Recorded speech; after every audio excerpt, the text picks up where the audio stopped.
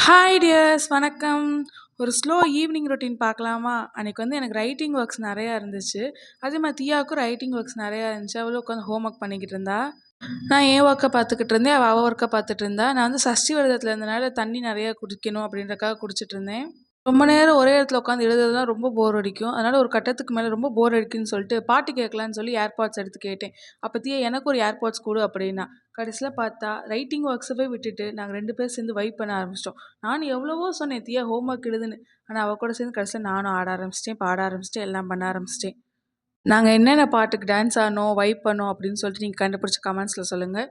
நல்லவேளை நாங்கள் இந்த அளவுக்கு சின்சியராக படிக்கிற எழுதுகிற காட்சி என் தாய் பார்க்கல. பார்த்தா எங்களை அள்ளி கொஞ்சிருப்பாங்க. பாட்டு தான்ப்பா. ஃபஸ்ட் வீடியோவில் நீங்கள் என் ஃபேஸை பார்த்தப்பே தெரிஞ்சிருக்கும் ரொம்ப டயர்டாக டல்லாக ஒரு மாதிரி இருந்தேன். ஆனால் பாட்டு கேட்க ஆரம்பிச்சுன்னா அதுவும் என் கூட என் தங்கச்சி இருந்தோன்னே கேட்கவே தேவையில்லை. வைப்பு பாட்டு அதெல்லாம் பயங்கரமாக ஓடிச்சு. அம்மா அடிக்க போகுது. இவனும் எழுதலை.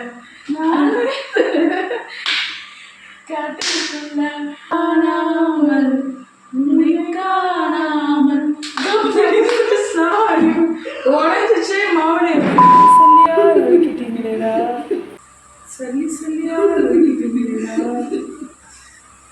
ஒரு பாட்டு கேட்டு சந்தோஷமா இருக்கேன்னு நினைச்சு அது கூட பொறுக்கல.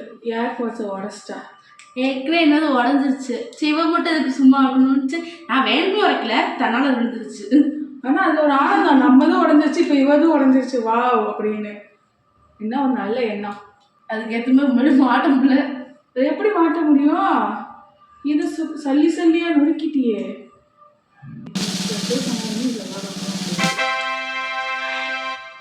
சக்சஸ்.